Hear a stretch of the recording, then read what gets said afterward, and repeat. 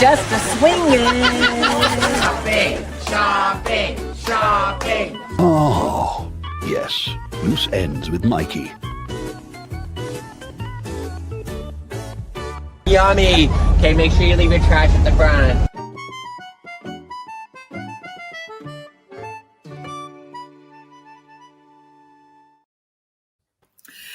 Hello, hello, hello. Oh, I know, Michael, you've got some homework to do that you're doing right there. Hello, everyone. Welcome to Loose Ends with Mikey. I'm Karen, and the friend, the name. If you have been following him this week, you know, yeah, I'm just here. I'm superfluous. Well, you're in charge of loose ends. You're in charge of loose ends. Yeah, I produce it, so to speak, kind of thing. Yeah, whatever. Yeah. So that is me. And I'm so happy to be here with you, Michael. We decided this week we would change up our format a little itty bitty bit. And instead of having one guest join us for the evening, we would take some questions. So I didn't count how many, but I'm looking here right now. I think I have about 75 people that messaged me with questions. Some people had one question. Some people had like 6, all kinds of questions here that in a format we can kind of ask you what is on their mind. I've always liked that kind of thing. We used to do it on Facebook all the time. Mm-hmm. And then Facebook changed the way that the ordering appears in the comments. So then you really can't answer somebody because the comments just seem to just throw itself where it does.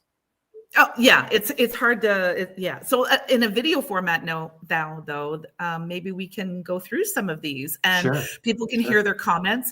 Some of them are similar. So for those of you who sent in all of your questions, and I am so thankful to that, and thank you. Some of them were even to me, Michael. Oh wow. I know. In fact, one was, are you the Karen from Ontario who we're at the decorative painting conferences and all the other, I'm like, yeah, that was me. Oh, really? So it's kind of neat. So I did email back a few people because we're certainly not going to do that, but it was really kind of nice to hear from everybody in addition to questions for you. But I have lots from a lot of different people from all over the world here. Okay. And are you excited? I am. I'm dying to see what's on people's minds. I was going to say something, but I need the 3-second rule. You need the 3-second rule. Yeah, just don't let it fly out of my mouth.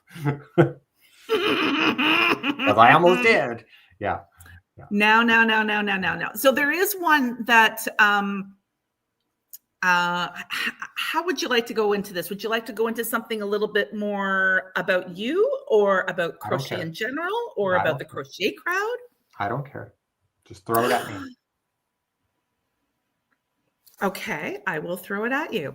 Are we going to McDonald's later? Is that a question? No, but there's one that's not far off of that. Anyway, so Carrie Ann wrote in and she says, I'm interested to know what one thing it was your absolute favorite thing to crochet. Let's start with that. My absolute favorite thing to crochet was actually from Crochet World magazine, 2012, not that it's specific, but there was a ring toss Afghan that ended up going on display at the Creative Festival, and it was around motifs that turned into an octagon, and the motifs looked like a target for a circus. Oh. And Karen, you probably don't even remember that, but I crocheted that in 18 days, not that it's that specific, and it feels like you've given me the questions in advance, but because I love the project so much, I was just like all gung-ho.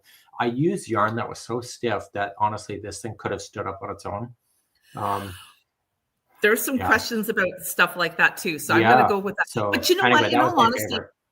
In all honesty, Michael, it doesn't surprise me, you know, when and how and where it was from, because if it is your favorite, you are going to remember that sort of thing. You know what was funny though, is that there was two errors in that pattern, and I've been posting online at my progress, and turns out the designer was paying attention to us. And I said, I'm just struggling at this one part. And she emailed me, said, this is the actual correction to do it. It never made it to the publication. So that was honestly, it saved my butt. Well, but that's kind of cool too. Oh, like It is kind of cool. Yeah, it is kind yeah. of cool. Yeah. Well, Carrie Ann did have a follow-up with that though, and she says, "Have you made anything that really wasn't all that fun to do?" Oh, This is a loaded question. How many you don't have time to where do I list them start? before. Where do I start? I just think clothing. I just honestly, the neckline of clothing just like makes me scared. I was looking at a poncho yesterday and it's like, it's so pretty, but then I'm like, I'm gonna screw it up on the neck. And so instead of actually trying, I just quit. And so I've done a poncho where literally the whole thing was lopsided because of my miscalculation on the way that the neck went. So that was kind of my sad story. I'm sticking by it, Karen. Oh, okay. All right. Well, hopefully, Carrie Ann, that answered that question for you. But it's kind of cool to know what your favorite project was. And in all honesty, Michael, I do remember that from the Creative Festival because you had a whole circus theme going on that year. Yeah, it was the circus. It was carnival. Actually, it was a lot of fun. Actually, one of my favorite exhibits that we did. Don't blame you. There was one question in here, and I will look while you're answering. Do you have something in behind you that has a lot of squares, crocheted squares? I used to. My blanket or my coat is here. No, it wasn't that. It was. It was a picture frame. Yes. Yes. And what about it? Hold on, I'm just looking for it. Oh, okay, take that away. Okay. So there used to be a picture frame behind me here. It was actually the Flora Afghan, and I was so motivated by it, but I really wanted to display my work, so I did it in really small yarn, and then made it. Cost me a fortune at the craft store to have it framed. Mm-hmm. But anyway, it was a way for me to enjoy my artwork without it sitting on the shelf in the next room. Cool. I am going to see, because Ashley had a question for you too that would work wrong with what we're saying here. And I'm going to see if she's on there. She was having some technical difficulties. She is online, but I'm going to see if she's going to pop up on the stage when I do that. So hold on, everybody. We'll see if the technical stuff works well. Ashley, are you there? Yes, I'm here. Well, we can hear you this time. Yeah, We just can't see you. I don't know what's going on with my camera. I have no idea. It's okay. I can hear you. First it works, and then the audio doesn't work, and now the audio works, and the camera doesn't want to work. I just don't get it. Well, Ashley, welcome to Loose Ends. I'm glad that you messaged me and said that you would be very happy to say this and ask this question online. So I'm going to let you do it. Go for it. All right. So my question, Mikey, is what sparks your inspiration when it comes to designing blankets and stitch-alongs? It's actually you guys in the community that does that. Because I am kind of snooping around online, and I'm like, what the hell was that stitch? And it's like, but it might be a stitch I already know, Ashley, but it might be something that they've done it in a different color where I'm like, whoa, I did not expect that. And so basically it's the community that is driving the stitch alongs and the concepts really. But when I start a stitch along, for example, or a pattern, I don't have anything in mind of what it's going to look like. I'm surprised at the end. Sometimes it turns out great, and other times it's a ash storm. So it all depends. See, I was always wondering, because a lot of the blankets that you design are stunning. Like, they look super hard, but once you start it, it's not. It just flows. And then you look at it when you're all done and you're like, wow, I can't believe I just did that. Well, sometimes, so I always crochet a prototype. And so I have an idea what it's going to look like before the actual real sample gets made. And so it's usually the third time that I crochet it is the actual photography version, where I sit with Daniel, what colors would you do? Because honestly, I came out of the closet, thought I'd have my gay license and decorating and whatever and color, and I don't. But it's kind of funny. Daniel and I were talking about this yesterday, that he always picks jewel tones. And sometimes I just don't want to play with jewel tones. Sometimes I just want to play with Walt Disney throw up, every color under the sun. And really, certain stitches really play well with color, like baubles and popcorns and stuff. But I'm always attracted to the crisscross, and because I find it's easy to do, but it's also provides texture on the backside. Yeah, for sure. Well, does that answer your question, Ashley? That does. Thank you, Mikey. But hey, if you're ever having an idea, my email's on my website. And if you run into a stitch, Ashley, just email me and say, hey, I saw this stitch, because honestly, it's too hard to be online with such a big community and pay attention to everything. Yeah. But sometimes I'm like looking at it. I had a lady last week show me something. I've never seen it before, but I looked it up. I can't find it. So she's calling it by a different name, but it was kind of intriguing nevertheless. Okay, great. Well, thank you. Well, thank you, Ashley. You're welcome. Appreciate you dropping in and asking that question. I'm going to go on. I'm going to start talking a little bit more again about, since we're talking about your patterns and things, we had a lot of questions about the study ofs that came in. And some of them were, one, Michonne from Kansas City asked, why is everything labeled the study of? Why do you do because that? on the very first example that I did, Daniel was watching Monty Don's gardening show out of the UK, boring as hell. And he was doing a study on his particular episode of, I think it was cherries. Cherry trees, cherries. And I was sitting there on my chair, and I'm like, I looked at my project and I'm like, what in the hell is this name? And I realized I was doing all these variations of stitches, and basically the stitch sampler is the study of something.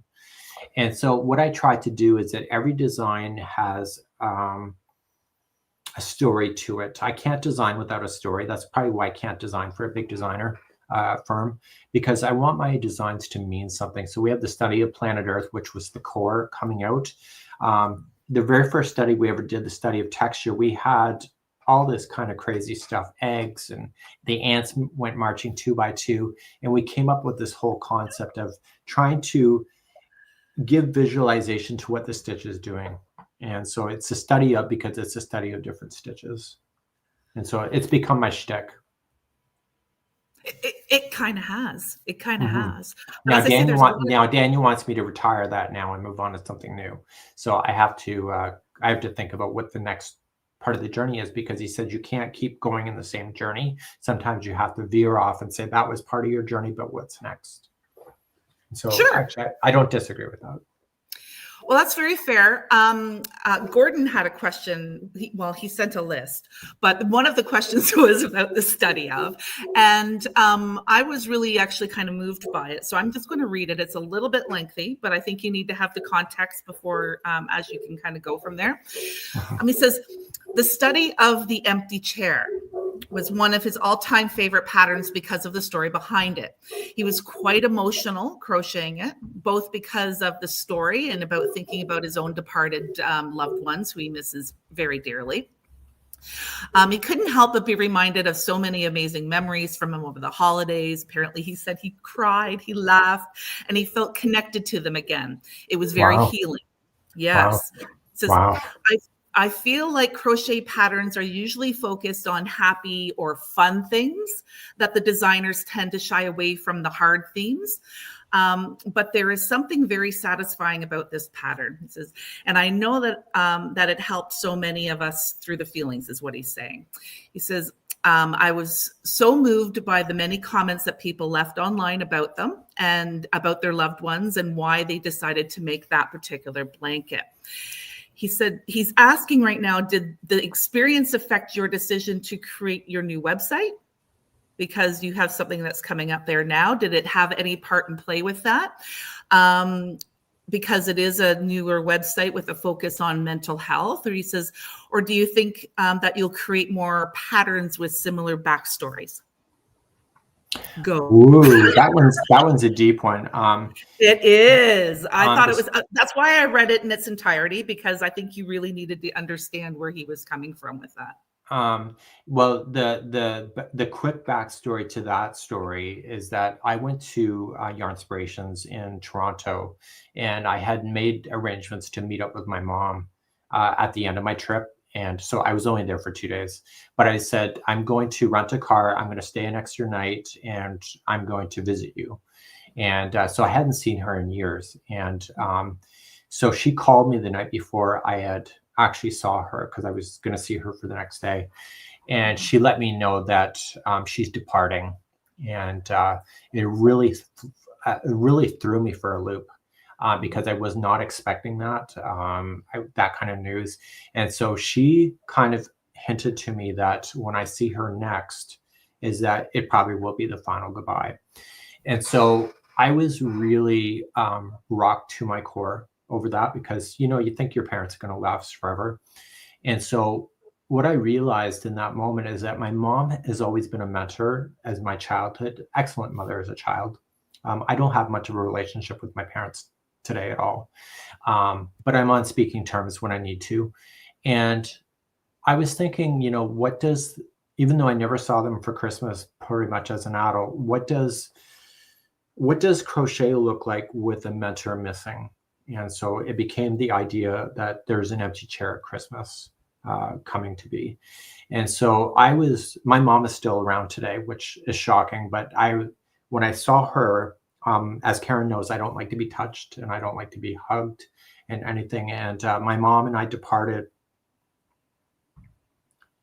And I got in my car. She got in her van. And I realized that if I don't get out of my car right now and give her a hug, that I'm literally just waving goodbye from my car. And that will be the last time. And I sat in the car just for a few seconds. And I'm like, I've got to find the strength to share my emotion and to let that be, and to get out of my car and actually thank her for a good life. And so that particular emotional response, it got declined by not Your Inspirations, by another source, because of the emotional connection behind it. Because he's right, it's always happy. It's like, but I saw this woman online and she was doing a temperature blanket, but with the color of her feces. Do you remember that? I remember that. Yeah. I remember that. And I thought, Yeah. well, And in fact, hell, if she can do the color of her feces and how many times she dumps a day, and that determines the color of her blanket, why can't we have a real emotion? I would love to do a scarf that's a raging bitch. Like, how many people piss me off today? Is it 1, 2, or 3? And because I think that's real. And something else happened, and I did the study of rage, and I was so angry that I crocheted and designed a blanket within 2 days, because I was so mad. And I think when I'm hurting the most is when I design the best. Does that make sense? yes. Because I just don't care anymore. I'm like, I want this stitch. I'm not going to think about what the public needs. What do I need at this moment to get myself through this moment? And sometimes it's the harder stitches. Sometimes it's just the movement of the hands to allow myself to reflect. And that's my long answer. So I would like everyday stitch to come back to the roots of what that is for me, because I've been in this chair now for 17 years and I've lost touch with why I'm here. We're seeing a lot of crap in the world right now. And it's like, why am I still crocheting after 17 years? Why am I still here? And it all comes back down to, I'm here for emotional therapy. And if I can shine a light somewhere, I know it sounds cliche, but if I can shine a light somewhere, like I think a couple years or 2 or 3 years ago, I had a woman email me that her kid was coming out to her, use me as a reference of showing that there's a gay couple with a house and a car and the dogs, and they're thriving. And she was so upset that I gave the illusion that a gay male partnership can work. And if that child saw me in that moment and realized that there's more to his life than just that moment, then whatever happened to him, who knows? But it just shines a light that everybody's struggling somewhere, regardless of your lifestyle or your personal choices. So I want Everyday Stitch to be that raw emotional connection, but also a resource to help you see her through your journey as well. And that's kind of why I'm doing that. So I'm going to take it back to the study of rage. You work well when you're like, "Ugh," and you can design and it comes out of you that way. We did have a question from a lovely person, basically saying that when she picked up the crochet hook, she crocheted every day because of things that were going on in her world, right? And I'm essentially just kind of, I'm not reading this one to you. I'm just kind of paraphrasing it for her, and I hope that's okay with her. But basically, it was after a year and a half of crocheting every day. Yes, her stitches got better, but she wasn't getting that journey, that inspiration, that like by the end of the project, it was just. Ugh. And she was wondering where you can draw from that inspiration. What would you say to somebody who is okay by starting it, but isn't really finding it? Is there something that they can draw upon to get to that point where you're really satisfied with what you're doing? I think it's a big one. Karen, I think it's about perspective. Right. Okay. Like there's a lot of people that hate weaving in ends and they hate doing the finishing touches. But then my whole approach is like the hard work is done. And so that's the moment that you can celebrate. The way that I see stitching is that if I'm going to sit on a chair and watch television for the evening, let my hands do something other than doom scroll. Because Karen and I talk about this all the time, is that I want something tangible in my hands by the end of the night. I don't want something cyber that I will forget about. And so the inspiration and the joy is actually the milestone of the accomplishment itself. But I'm a big believer if crochet is not your jam, then it's okay to say that and to move on and try another creative hobby. I know as a YouTube host that I need to keep people engaged with crochet, but sometimes it's just not for everybody. Like, look at you, Karen. Like, you have a great creative vibe for mixed media, and it's not 100% your jam. And so you're jumping around to all the different crafts to find that joy in that moment. And I think that's important to recognize. Your journey doesn't have to be in the same thing, the same spot. Because I also get a whole lot of joy. Like, I love to pick up the crochet hook, as you know, but I like to do smaller projects that are a little bit more instant gratification. So, because if I have to do it for more than a couple of days, it's not going to get done. Because it's I think you need to find your rhythm. And I don't know if that's kind of where you're going with that too. So like it could be the type of project as well. So find something that brings you joy, but not just in what the actual project is, because I love some of the really intricate things that are happening with people, but I just know myself it's just not happening.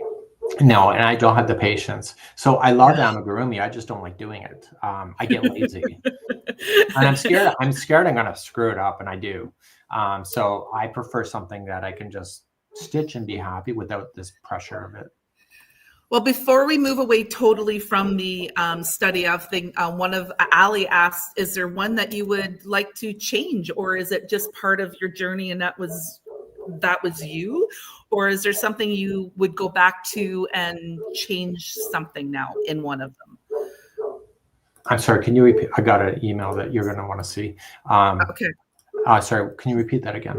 She says, which one of the study series, if you have any, that you might like to change now that you've grown in your crochet? Like you have a different idea, you have a different, maybe a focus or a different love. Is there any of the studies that you would change? Would you go back and reinvent it?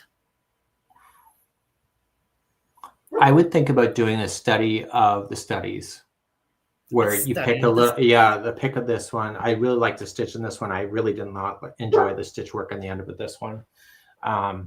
Just 1 second, I gotta get Daniel.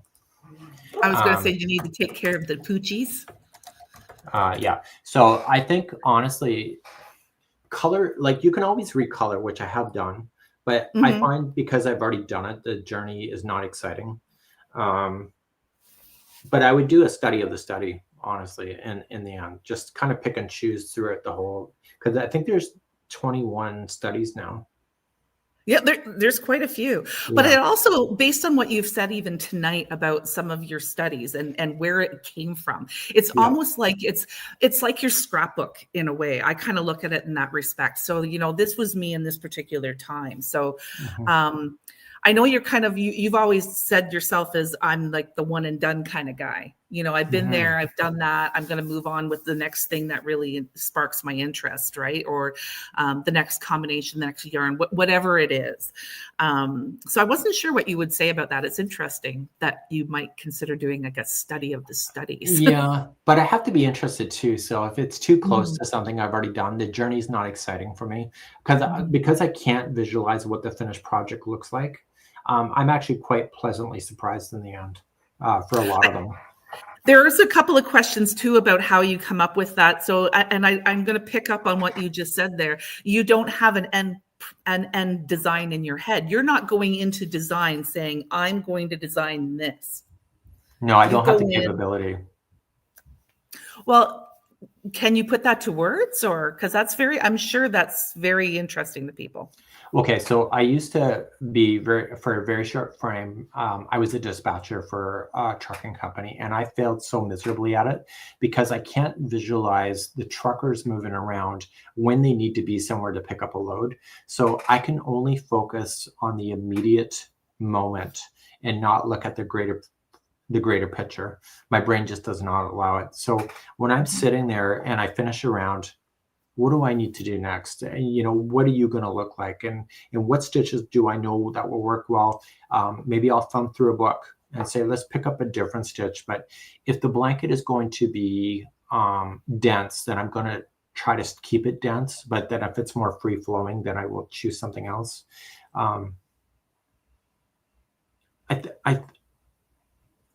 Honestly, that's what's intriguing about it, because I just don't know what the end story is going to look like. It's like one of those books, Karen, where you say, well, turn to page so-and-so if she dies. Choose your own or adventure. turn to page so-and-so if you want her to live, but then suffer through another few pages. And I will choose the journey that, until it gets to a certain size that I think I'm done. No, I love it. And Ali, I hope that answered your question too about the study of the study ofs. I think that's great. We have another person that is waiting on the sidelines. Andrea is here. Andrea, are you ready to ask your question to Michael?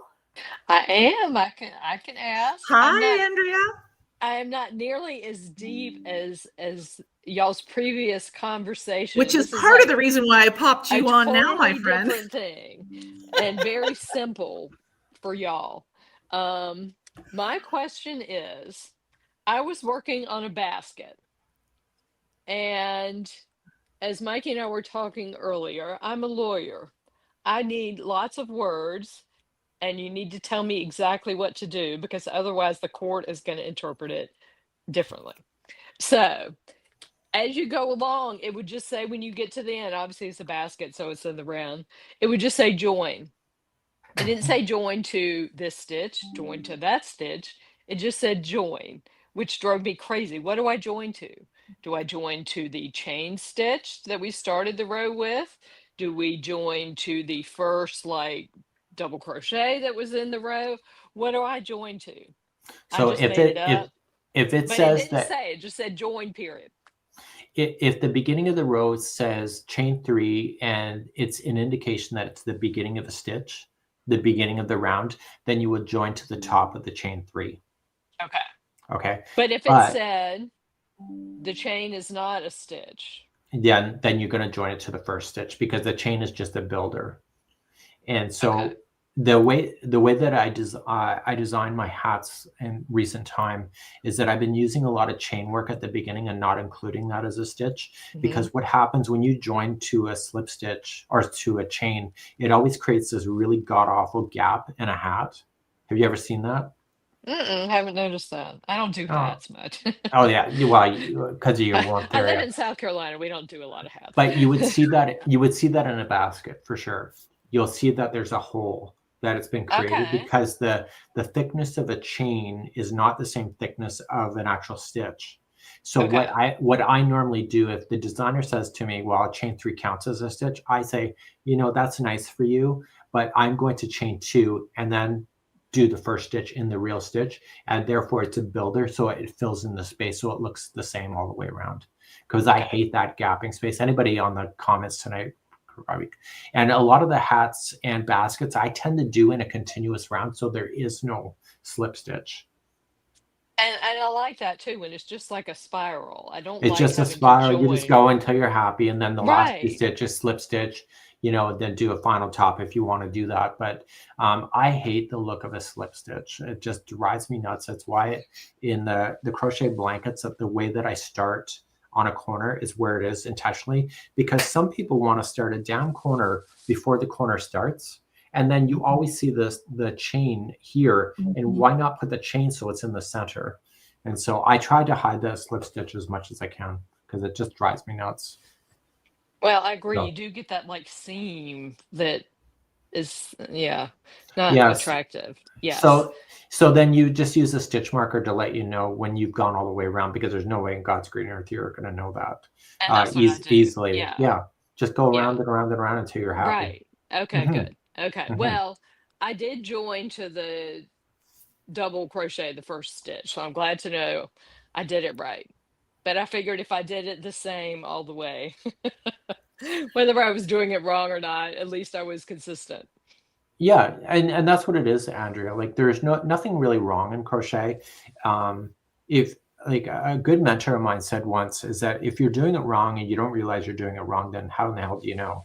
As long as you're consistent, right? Okay, good. Okay. So Well, that's consistency what I is did. everything. Yeah. Okay.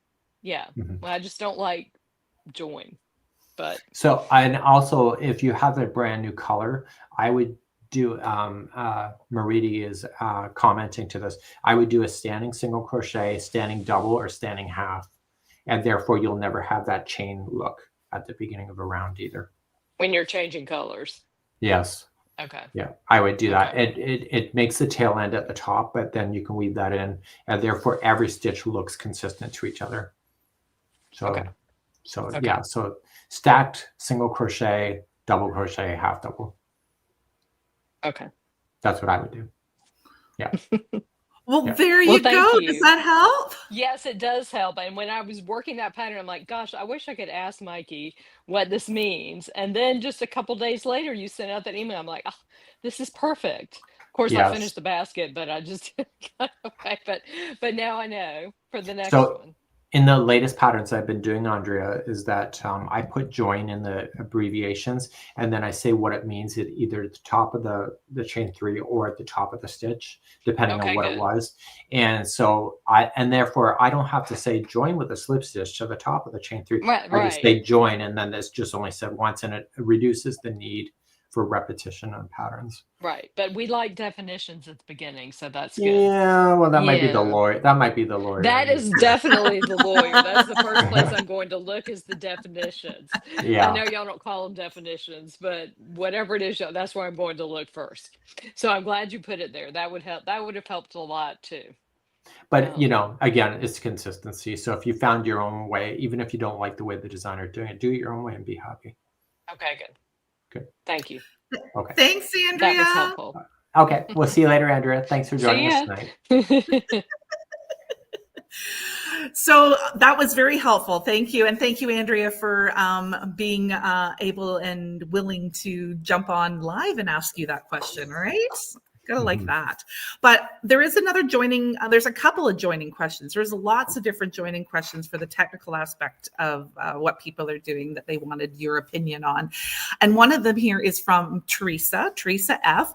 She says she's asking if you have any special tips on joining bulky and super bulky weight yarns. So when you're joining, but I'm thinking mostly is what she's talking about is how when you're weaving in the ends and doing all of that. Do you have anything that you can talk about there? Yes. So what we do for that is that we weave it in like normal with your crochet hook, weave it through. But then unfortunately, you're going to have to grab a tappet or like an actual sewing needle and yarn that almost matches the same look of it. Sorry, thread that matches close to the same color. And what you're going to do is you're going to use that needle and thread and tack the last part of the end to the project itself. So then that thread is going to hold that permanently into position because it's just going to weave itself out. So we do that on the bigger projects like baskets. So those kind of things, I will weave it in and out, but make sure that the tail is on the inside of the basket, and then grab a thread and a needle and just go through the end tail of that. Make sure that you catch it into the core of the actual project, and then just tack it in to be that way, and therefore it'll never come out on you. No matter how many times you weave it in, it'll always fall out, especially that thick stuff, because it's so thick, it's like telephone cord.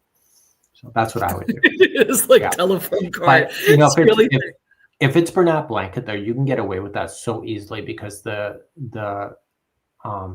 thread attaches to the core because it's fluffy. You would probably never see the thread anyway.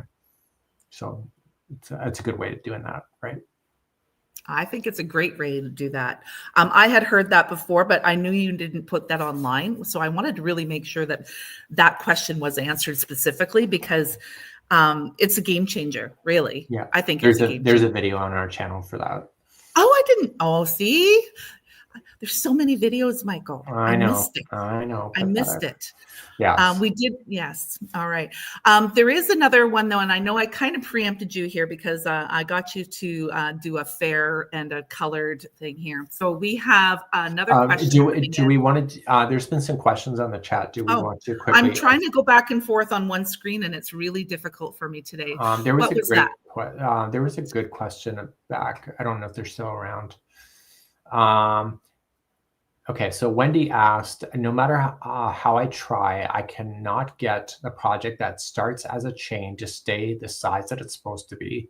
I'm tired of the granny square projects. Just kidding. Just kidding. So the chain cannot stay the same size that it's supposed to be. Chances are that your tension is off. So if the chain is way too tight and you end up with a part of the project at the beginning that is really tight and then it opens up, it means that your starting chain was too tight. So what I would do, if it called for a 5mm size H, I would increase your chain with the hook itself to a 6mm size J. Do your chain and then do the real hook on the first pass across. It probably just means that the starting chain is too tight.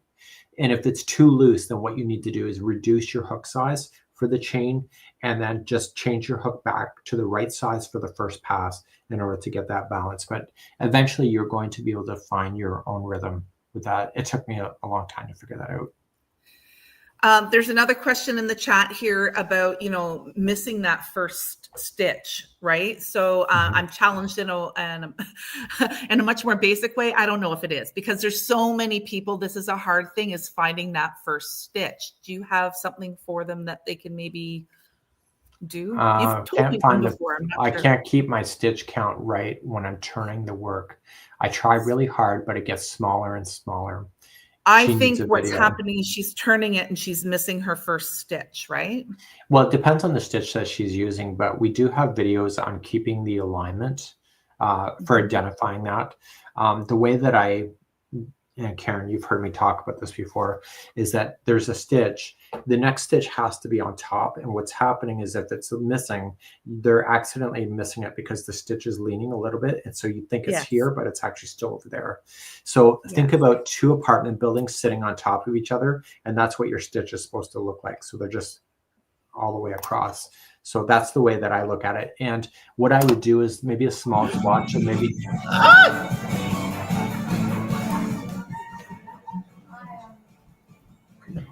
So maybe what I would do is do a swatch of 10 and then turn your work and see where did you miss that stitch. Analyze your work, sit there. What did you do wrong? And once you can identify it, your mind will automatically go to that spot. I need to catch this spot. I need to catch that spot. But also with half double crochet, I always miss the first stitch by accident. So what I do to compensate for that is that I chain two, don't count it as a stitch, and then actual half double crochet in the real stitch itself. Because no matter what I've done with half double crochet, I always miss the first one. I don't know what's wrong with me. So instead of analyzing my psychological problems, I can identify that if I chain two and put a stitch in the real stitch in the first one, I will never miss it. It's just because the chain looks like it doesn't belong. So you feel like you need to end, and meanwhile you end up ending too early. So can I add to that, Michael? Because I think Mhm. that's a really great way of thinking of, but you also told me it, and maybe you're saying the same thing and I'm just not registering it, but I used to do the exact same thing, miss it every time. And one of the things you told me to do was when you get to the end of your row, and then if the next row is a chain, do your chain, but then put your hook before you turn it into the last stitch you made, which is the first stitch. Yes. Yeah, we So- do that specifically on back posts, or sorry, back loops and front loops. So I do that with all of them now, and that Oh. has eliminated my issue. Look at you go. Well, that's how I've adapted it. So I took that little tip from you with your back post and your front post, and I do that for an actual between both, like So you that stick it every in time before you turn. I stick it in before I turn. I don't know. That's Maybe a good that idea. helps. Jesus, I never thought to do that. Sometimes I do that on hat brims when it's a slip stitch brim, which I really like the look of it, but I could never find the first stitch when I turn it, so I put it in first, then turn so that I can see it, because once you turn it around, I can't see it. Once you turn it, you can't see it. Yeah. Yeah, that's my, I don't know, 2 cents, 3 cents. I don't know. Yeah. I don't know, but I think, but what you said there too was it was absolutely. You have to understand it visually, I think, in order to actually get there. So excellent. And just some stitches you just can't see, so you gotta figure out what is it going to take. Yeah. Okay. Awesome. How are we doing, Michael? How are you managing? I'm good. I'm just. These are pretty good questions. I'm sending you a private message. Okay. So one of the questions I have here that was emailed into me from Sandra was about how do you when you're changing color. So once you finish the row and your next row is a different color, especially when it's like a lighter and a darker color together. How do you hide that end tail if you're gonna crochet in the end? How are you hiding that so you can't see it? So what you do is you turn it to the back side and you weave it. I tend to go down into the stitch, so I just don't go. Yes, yeah.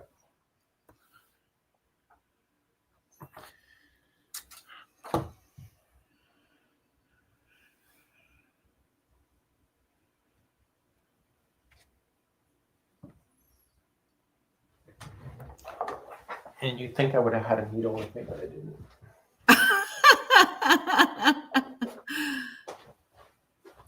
So a great example on this particular one, we have a longer blue that is right here. So I don't want to weave it across the red section. So what I'm going to do is that I go down into it. So I turn it to the back side, put it through a needle. And what I'm going to do, I'll just go up here. What I'll do is I'll go down the stitch on the back side. So that works great when you're working in a cluster like that. But if you are going by row and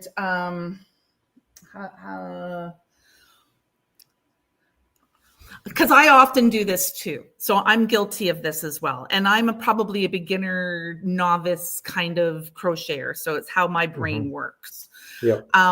When I'm going row to row, so I don't have to tie in that end. I will often keep the one color from my previous row and I will crochet over it. Yes, but it will tend to fall out. Well, besides that part of me, but I do start it that way. It's how I do. And I do too, because I like the green. You can tell I went over top of it, but what I'm going to want to do is secure it into here. If you securing, yes, but how do you get it so that you just pull it tight so it lays flat on top of it, or is there a way that you can? Oh yeah, so I will pull it tighter. Yeah. Let's see if I got something here for that. Keep talking, Karen. Keep talking, Karen. I don't know. I hope I don't know. You gotta. I'm hoping people are understanding what I'm trying to say. But this is how we collaborate, right? Somebody says, we work well together. We loved our chats from Scotland. There's a lot of Scotland things, and we're going to pull those out in a minute. So if you're waiting to see what we got in Scotland, we had a lot of questions about that. And I've already I have a sample. Sorry. given Michael the heads up. Karen, I smell a tutorial. Yeah, No, Mikey's but always I- said just feed it I- through 3 different sections. Absolutely. But sometimes So- you don't want to have Yeah. all the ends in the one. Yeah. So you can see that I changed the color right there. I didn't change it on the end. I changed it right here. So I actually Yes. crocheted right up over top of both of them. And then I Yes. pulled it tight as I could without changing the stretch. And then I used my tapestry needle and I went back and forth and back. So I went back and forth 3 times, but you can't actually see the tail there. And part of the reason why is there's another question, and I don't have her name, and I'm going to apologize for it, but she's going to know that I got it from her. Because sometimes at the end, instead of when you're changing your colors, some people put knots or do a tie so that doesn't, so it can keep it together. And a lot of people do that, Michael. So I guess other lady who is, I used to always do that. yeah, but sometimes And it can actually, leave I still do it. I still do it on burlap blanket because you can't see the knot. So sure, absolutely. So I guess they were looking for different ways that they can secure it so that you don't have a lump where you're tying that knot. And that would be one way, I would think. What would be another way that you could do that when you're changing colors? I would not tie a knot, honestly, because you're never gonna, because the knot changes the thickness of the yarn itself. Absolutely, and that's the recognition. So how do you attach a different color then? So that you're keeping your tension. So what I'll do is a new color. If it's a new row, for example, I would do a standing single crochet or a standing double. Let's do an example here. Yeah, let's do it.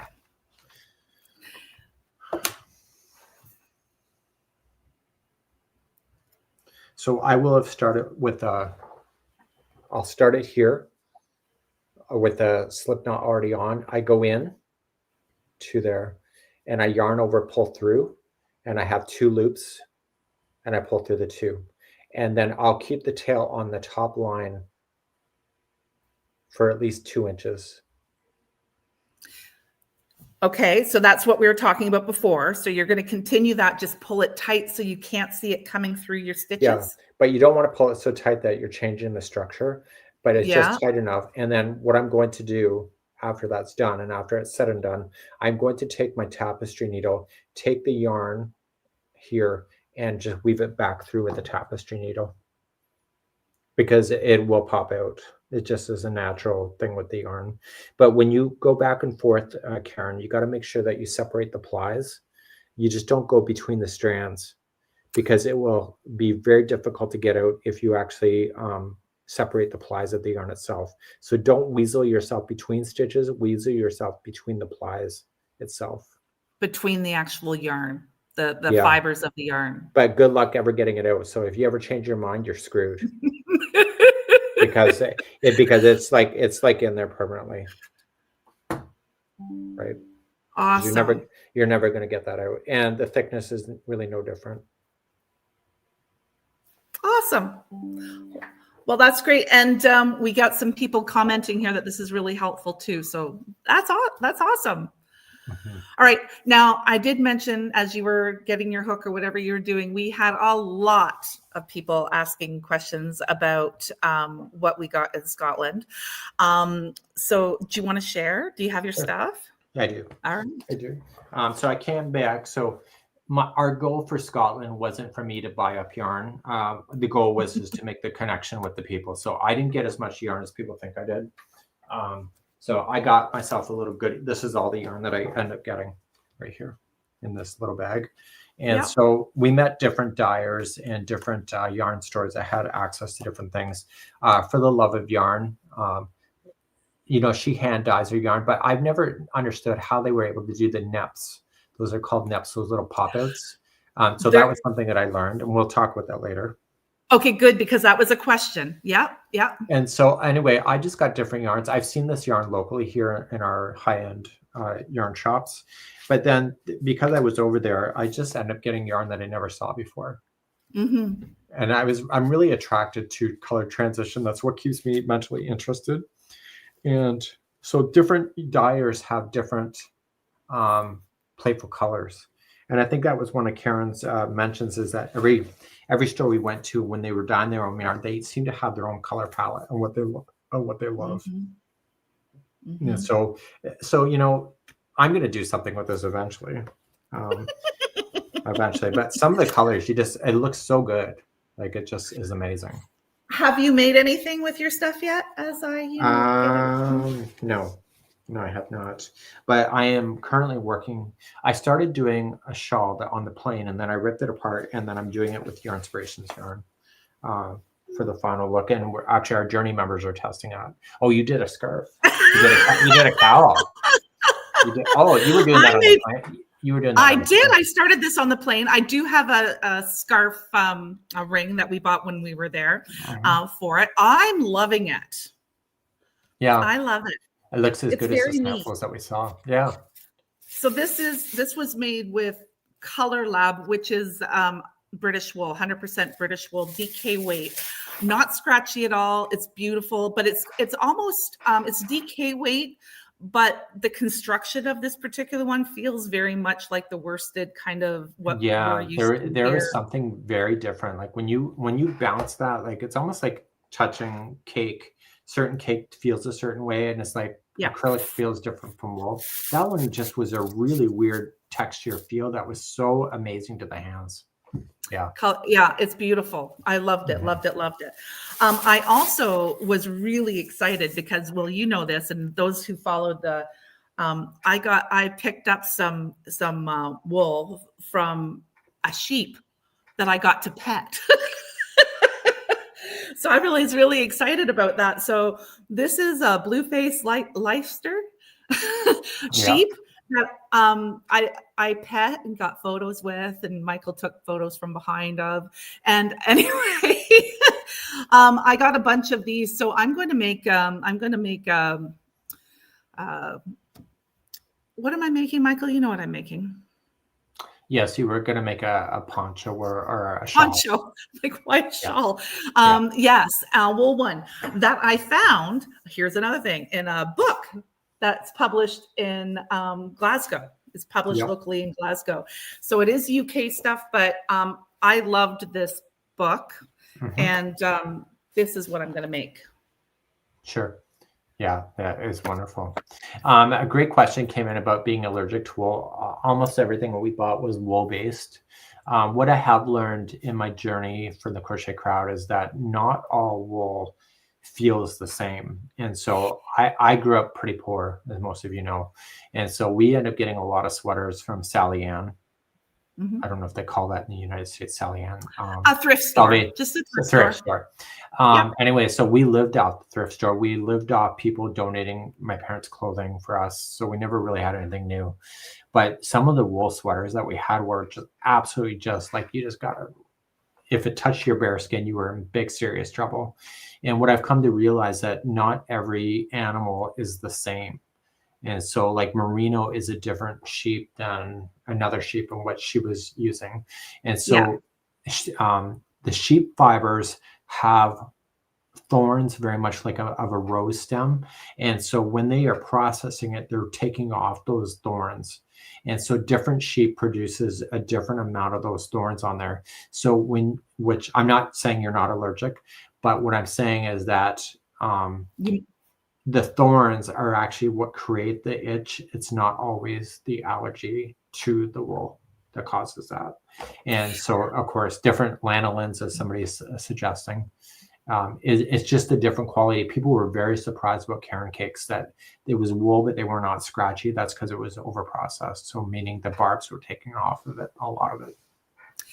I did get again, I'm going to read it. A question from Eileen that was about the different types of wool. She says she recently traveled to a different part of the United States, and she found herself lost in a wonderful high-end yarn shop. She says she was lost not knowing the terminology for all the wonderful yarns, like washed, super washed, and what the different wools were. She says, I felt like a kid going around feeling, touching, and looking at all the wonderful textures and colors. She had no idea what to make with what caught her eye because there were so many choices. And then she talked about the stuff that we saw in Scotland, and she was lost because we were talking just like we're talking right now. She says, I don't really know how to ask a specific question, but she kind of wanted to know a little bit about it. So because some of the higher end yarns, like what is the difference between that other than some of the acrylics? It literally is a man-made fiber that is in it. But what would be like the big difference if you were working with one over working with the other? I honestly don't know the answer. I really honestly, I know that certain kinds of yarn, for example, let's just take a look at this here. It says that there is,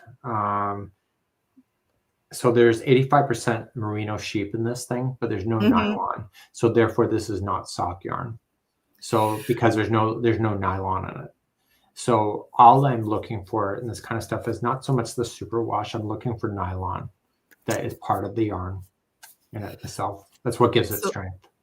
This one has nylon in it. This is merino, 75 merino, and superwash merino actually, and 25% nylon. So, so I'm just putting what it's very, very soft. This is hand dyed as well. No, it's sock yarn. Oh, but it is also soft. Yeah. But Mary says, I put it up there, superwashed wool removes the scales. Is that the thorns, the scales? Is that what you're talking about there? Yes. Yeah. And also when they superwash too, I believe that they are taking away the felting properties of the project, because if they don't do that, if you ever wash something that's completely felt, like that's completely wool and not taken care of, it will shrink and it will like bundle together like felt. A question came in on the chat, Karen. Scotland, the pricing of Scotland, not our trip specifically. What was your impression then of Scotland? It was, for us being Canadian, it was very expensive. Oh, very expensive to be there. Yeah, very expensive to be there because everything for us was twice the price plus a little bit more. So it was expensive to be there. But again, different, that's what travel's all about though, right? Different culture, different things. So you just have to be prepared for it. But really, when it comes to I felt the yarn was very reasonable though. I was just even when you did that conversion, like I felt the yarn was very affordable. If you were to get a higher end non-acrylic yarn, as I don't even know, there's wonderful acrylic yarns out there, so I hesitate saying it like that. But if you're getting a natural fibered yarn, something like what we have here, you're going to pay about the same amount in the United States as you are in Scotland. So but it's also not your $10 ball of yarn. No, but I don't see like those kind of stores as like, oh my God, I'm gonna just run there and I'm gonna donate a whole blanket. No, I don't see that. That's not the kind of store. I see something like this as a beautiful scarf. I didn't feel it was expensive at all in comparison. And actually, they sell this at Wool and Tart. But you know, for what I'm doing with it, like this is something special for me. I agree. I agree, 100%. It's the experience I got. But anyway. And you mentioned about the neps. So so the other part of her question was, oh, and what is a nep? I wasn't sure what it was and why they dye them separately.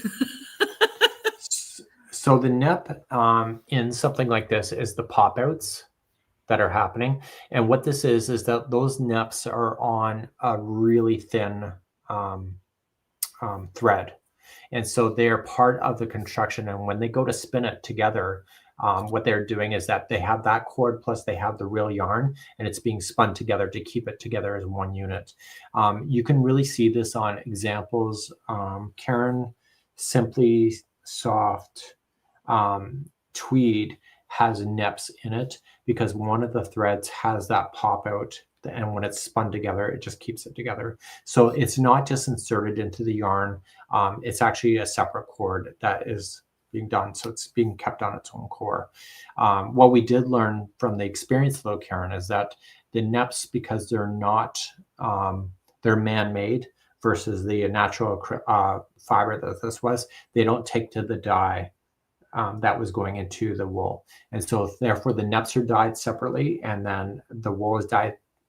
It's then wound together, then it's dyed, but then the dye doesn't stick to the neps because it's not the same material. So that was kind of interesting, I thought. Yeah, it was pretty cool. We learned lots about yarn and wool. Yes, we did. And Yeah. Yeah, very cool. Yeah. But anyway, we have so many questions, and we can go through it like for a long, long time. And I know I didn't get to all of them, but I hope that everybody enjoyed their hour with us here today. Has it been an hour already? Holy cow! Do we want to do a few more questions? I'm okay with that. Sure. All right, is everybody else okay with that? Sure. Okay. Just keep going.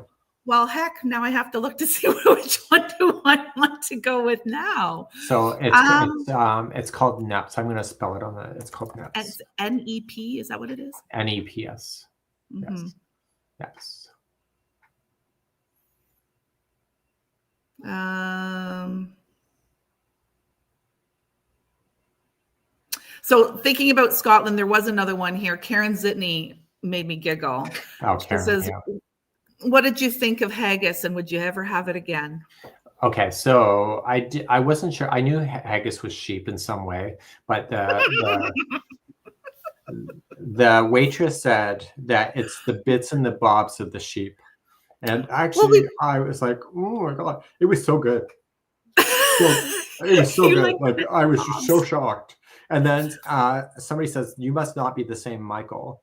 That was Bruce that said that. Because I ordered it the second time with my mac and cheese. Oh my God, it was so good. I don't want to know how they process it or what the hell's in it, but it was really good. The black pudding, not so much. But you liked it though. You really liked the black pudding. But I just I know what it's made of. No. Yeah. So Michael asked, for those of you who know, Michael asked, what is it? And I said, it's sausage. And the waitress went, yeah, she did. She goes, not quite. But it is essentially. Yeah, it's just, blood clot. Prepared with Yes, I got to get past what it is and just eat it. Yeah. All right, so I'm going to go on with something else. Andrea from Western Australia did write in and ask, she says, I was recently gifted some Red Heart Super Saver in a parrot stripe. She says she's finding it a bit harsh to work with. She says, what is the best way to treat your finished project so that it's not, so that it comes softer for you? Mm-hmm. So we know that Red Heart Super Savers and stuff are always like the value-based yarn. Mm-hmm. And so in order to sell it at that price, they don't process it as heavily as they do, and they don't use the same materials as premium acrylic.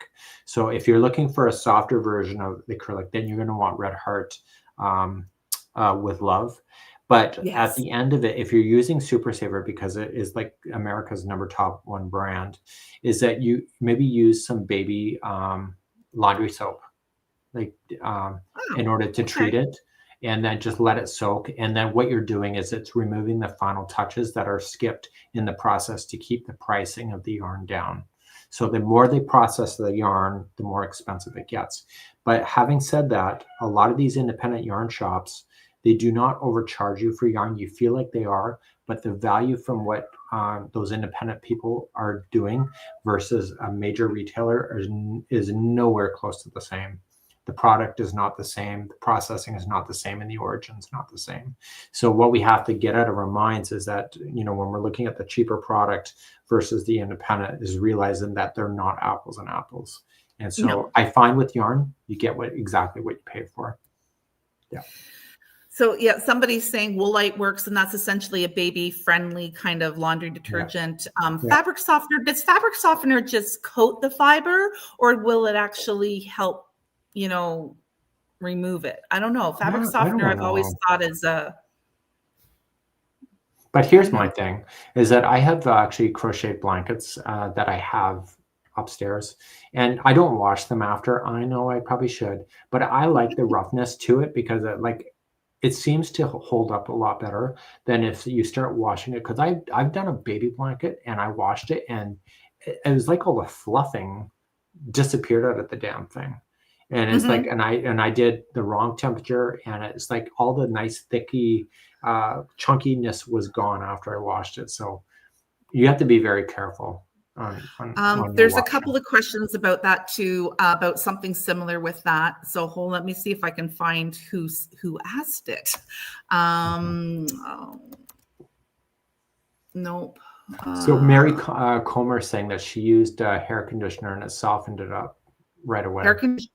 Yeah. So again, I guess it's the coating. Maybe it sticks to the fiber. Yeah, it's just they just skip some of the process to keep it a value-oriented yarn. It's still great yarn. It's just sometimes you just got to work with it a little rougher in the moment, but you can deal with that after. And to follow that up, if you're going to wash it, use the vinegar, a little touch of vinegar, and then that'll help the colors from not bleeding to be able to lock in the color. Excellent tip. Yeah. Yeah, for the same. Yeah. Okay. I did find that question about this is about Bernat baby velvet. This is coming in from Ruth Y. She says, I made a blanket using Bernat baby velvet yarn a number of years ago. It turned out great. I used the extra yarn to make a car seat blanket, but it started worming almost immediately. She says, I'd like to use the blanket yarn for some other projects, but I'm afraid it might do the same thing. Is blanket yarn prone to this worming problem, or does it depend on the stitch that she's using in order for it to? It's two things. So Bernat blanket yarn is not the same as Bernat baby velvet. So the velvet, okay, so here's an analogy. You put soap and water on the floor and you run across it and you slide easily, right? So the chenille of baby velvet is like that shiny, slippery. And so it doesn't want to hold on to each other. So it shifts like this. And so I would do those kind of projects in single crochet, because as soon as you get that extra loop that creates on there, you end up with worming. It is a thing. And it's because the yarn is so slippery and it moves. So you're going to want to make sure that you do a tight stitch, or you add that yarn to an existing yarn. So maybe you want to add it to another kind of acrylic instead of the same thing. And what you're going to do is that it's going to lock itself within that secondary yarn as well. So you'll still get the softness of that, but just mix it with something else. So can you define worming? There's a couple of people that I'm sure, including worming is where when it's starting to shift, that you end up with these large loops that fall out of the project. And it's not that the loops are letting go, it's because the stitch is not holding on to itself, and then chunks of these loops. And once that starts happening, it's impossible to kind of fix it. Chunky bits come off. It's kind of like it. No. It's the actual, No. See, I always thought it's literally coming apart from the yarn itself, like the twisted part. So say this is your stitch here. What's happening is that it just pulls out like this. That's worming. It just kind of pulls out. And that's because the yarn is not locking onto itself because it's so slippery. So you got to watch those chenilles. But I will tell you that Bernat blanket yarn does not do that. Those yarns, when they lock together, regardless of your stitch, they hold.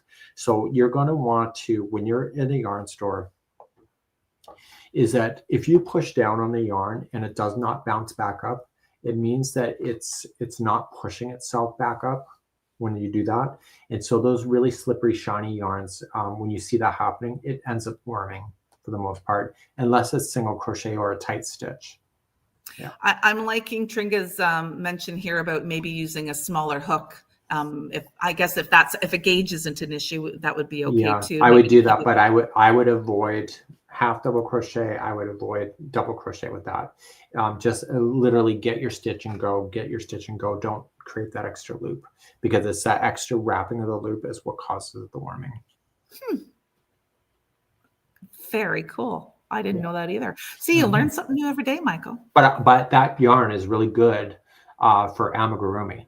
because Oh, I'm sure. because it's a nice tight stitch, right? So when it's tight, Yeah. it's fine, but it's when you get those double crochets that are in there that's when it becomes a nightmare. And that amigurumi would be so soft and plushy and Yeah. stunning. And remember, Yarnspirations just came out with a kit this fall where they have all these different colors of Bernat velvet yarn, because people love the amigurumi stuff, and I love it too. I think it's really great, and it holds up and washes well. But you just got to watch the stitch work itself. Nothing too frilly. Just keep it basic.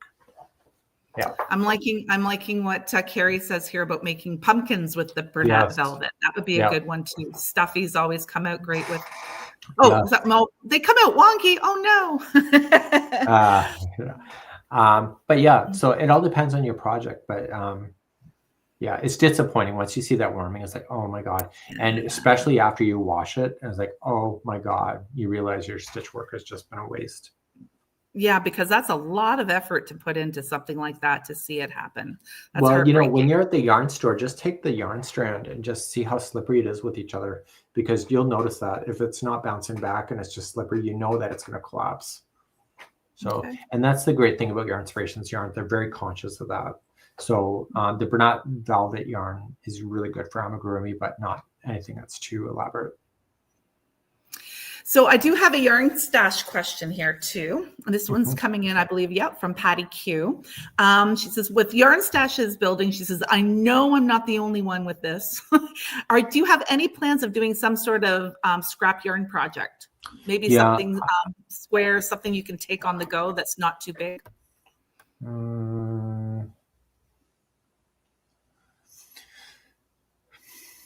I love taking new projects with me. So to have a bag in the car is a good thing. A scrap to go project. Well, I really struggle with that because, as you know, I used to be a car designer. And so when the colors don't match each other and stuff, I start to get all frantic. And so I did this most amazing scrap blanket loom knitted once for a show. Everybody in their mind wanted to know what yarns I use. And I'm like, I have no idea. I just grabbed it from a discount bin of a thrift store. And I loved the way that it looked. And I used every god-awful color that there possibly was, but it somehow worked. I used eyelash yarn, for God's sakes. Like, I was just throwing everything out this. Talk about a sampler. Was it a study of whatever I got left? No, it was just a loom. There it is, Michael. A study of whatever I got left. Oh, you reminded me of that comedian that was on Drew Barrymore's show. It said they need an app for dating. It just says what's left. What's left? I am going to pull. Hold on. Before I do one more from our email list here, I have something here that's been put up. Debbie wants to know if you like her bag. Debbie. Is that jeans inside? It's got fabric inside. She's lined it. Yeah. With her jeans. Yep. And yep. That's cool. Says, that's that's entrelac. That's pretty cool. Look at Actually, that. that's what I've been working on tonight is entrelac. Can you show us? No. Oh. I can't show yeah, I guess I could. You don't have to. I just wondered if what you like. Don't everybody say, don't, Michael. We can wait. No, I can show you because I'm actually kind of proud of it. Okay. Debbie, I like your purse. I like your bag, Debbie. I will show you what I've been working on this all day. So let me just share my screen and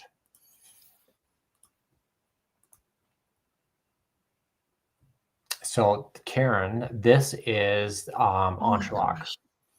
And what we're going to be doing with this on the cruise ship is to be able to do a really fun, interesting approach to it. And basically, I'm just dropping another photo here. What this will do is it'll create a shape that will look like this. What? So what? Yep. This is a cruise project. So anyway, so what I did is I figured out how this is done. And then basically what I'm doing right now is putting in the stitch work on examples of how the first base square goes in and then how the rest of them. So it's going to change in the width, but also change in the height, and then be able to create these really crazy samples. So what we're going to do on the cruise ship is to do a dishcloth in a small format of that. That's fun. So I had to look up tonight on Tunisian stitches, on the actual abbreviations and stuff, because I never had that before. So anyway, so then I created a base and whatever. So the concept for the crocheters is basically to understand what it's asking for, and then how it's playing in. This looks fun. I think it's gonna be neat. It's gonna be neat. So I think it's gonna be neat. I do. So I've always done entrelac that the boxes are always square, but I realized that the boxes can be different widths and also heights to create something like this. I think we're good. Yeah. Wowza. And you know what I want? You know what I want to do? From the Tunisian queen saying wowza. And the other thing I want to do with this, which I want to truly make it a stitch sampler, is that I don't want to use the same yarn. So if I do like, if I come in on it, so if I do like yellow, I would want like something complete. It could be fluffy yarn to go and do the yellow here. And then for the red, it could be something completely different. So it's really a sampler of the yarn itself. Wow. There's a question that just... Yeah, I'm crazy. Yeah. If you've never done Tunisian or entrelac of any kind, what would you recommend trying first? That's a question that just came up. Just try Tunisian simple stitch, which is what this is. Yeah. I think that's great. Yeah. So let me get rid of that. And actually, I got to show you something else I was working on today. Okay. You're gonna shoot me. Oh no. Yeah, I know. Oh, don't show me then. Don't let me shoot you online. Don't do it. Yeah. You're gonna think it's so dumb. Don't do it. I haven't even run it by Daniel, so don't do it. Yeah. So anyway, I've been writing the crochet book all day. So that's why I'm doing that. So anyway, so I don't know if this is going to be the cover, but it could be. Okay. Are you dying to see it? Oh, sure. I'm nervous. That's a horrible idea. What time? What time shall I come? My hooking yarn. I know.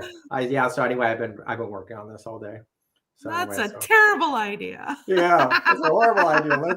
What time? Because these events really attract really interesting people, and I know for the most part that people love that kind of stuff. So I love it. So. There was a couple of questions about the events as well. And, you can always find a link to what the upcoming events are on your website, thecrochetcrowd.com. There is a tab that's there that will have them with the information on it. So you don't have to search through all kinds of things. PEI was another one that people were asking about in the emails. I'm waiting for all of the things to come together because it's a smaller market, so they don't do their pricing for their season until after the last season is done, which is now. So I'm just getting the pricings in. So hopefully within the next month or two, I will have everything together for you. I think Joanne has gotten in touch with everybody now that had expressed interest previously for the Mediterranean and the Venice trip that we're doing. So I think that's going to be relaunched again. So take a look to see what's there and have fun, everyone. That's where that is. Yeah. I don't know. It's going to be fun, Michael. Yeah, I'm really excited about the new concept. I think it came to be with these events. Like it really is about the people that show up. Like you can't deny that. Like the first time oh my God, I showed up on a cruise ship. It was their very first crochet cruise, and I'm standing in front of these people. I'm like, oh my God, I don't even have a plan. And I'm just going to stand in front of these people like, okay, so you're here. What's next? And it didn't even matter what came out of my mouth. It's just because it's really about the moment. It's about people taking the opportunity to celebrate each other's individuality. And what we realized, we had the charity project at the end of the cruise instead of the beginning, like we normally do now. But people were like, at the end, it's like, oh my God, I love this the most. I'm like, why in the hell did we not do that first? And so, it's all about the excitement of the people. So if you come with a fun mindset, it's a lot more fun for us as a host too.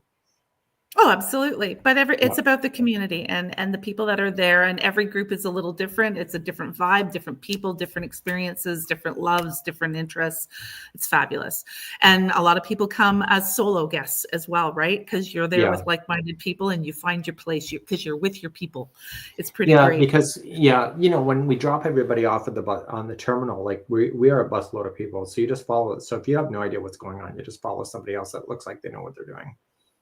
And there is a comfort of traveling with people that it's not a scary space. You can be like Daniel and I have proven this. We were on a ship of 5,000 people on our very first cruise. We were lonely as hell, just because you can't get a conversation to go past the weather or bitching about the ship in some way. And it's so great to talk about creativity.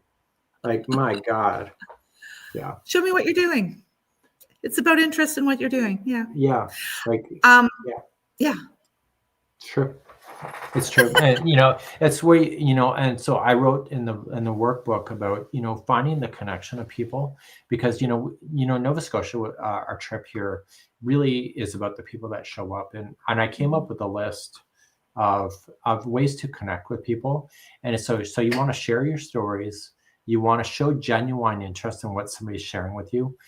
You want to find commonality in their story, but you don't want to one-up them, saying, that's nice, but I also cut off 5 fingers, but you know what I'm saying, those one-uppers. And then you offer help. If somebody says, I'm really not sure what to do with this stitch, you lean over and say, this is what I would do. But you never allow your advice to be the be all to end all. It's just give it advice. They either take it or they don't. Ask open-ended questions without, sounding like a judge. You want to stay present in the conversation, which I always like get out of the present. You want to stay present and you want to embrace other people's differences, because as much as you're there with a commonality, it's what makes you unique, that extra moment special. And then finally, in the end, just be yourself, because if they don't like you, then hell, too bad. You'll find somebody else. And on that note, one last thing. Leanne H says, will Mikey crochet a Highland coup? I want to. I actually think I want to look up Cottontail and Whiskers. She seems like a brilliant amigurumi. She's probably got that cow there somewhere. Probably. So. Well, it's just they want to be able to do something and follow along like they did with the llama.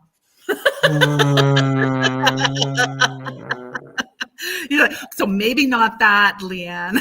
we could always grab another cow pattern from a website that I'm allowed to use and make it brown and give it hair. We could always do that. You never know. Yeah. You never know. It's all good. Yeah. All right. Well, again, I'm gonna wrap this up now, Michael. And thank everybody for all of their input today in the chat. For those of you who are joining us here live tonight, for those of you watching the replay, and for those who wrote in all of their questions, I still have lots. We need to do this again. I think maybe we should enter every once in a while. Kind of do this too. What do you think? Sure. I kind of like it, like a lot. Let's do like a regular. We'll chat. We'll chat. It just kind of reminds you of tips that you just take for granted that Yeah. Right. Yes. But it's also a way to share that. I never thought of it from that perspective. Like that's kind of interesting. Yeah. Yeah. Sounds good to me. So we've got some more for the next time. How's that, Michael? Sure. Are we doing? And if anybody would like to send me more, my email address is karen.crochetcrowd@gmail.com. And also there's Wendy, if you could put up the link to join as a guest for with Loose Ends with Mikey. We're always looking for people from all over the world, different time zones. We can work with you as well, because we want to hear from that too, right? Sure. Oh, absolutely. Want to hear from people. Oh yeah. Well, I find it very inspirational. Like really. Absolutely. Yeah. Me too. Yeah. But anyway, thanks everybody. Okay. Thank you, Thank you, Michael. everybody. And we'll see you next week. Karen, are we going to see them next week? Sure, we can see them next week. I'm up for it. Yeah. Are we doing wine? Did you say we're doing wine? Yeah, let's do mine. Okay. I got to ask for permission and then I'll see you if I'm allowed. So that's it. Okay. Okay. Bye, guys. Have a Okay. great one. Okay. Are we end seeing? Yeah. Ready? End And seeing.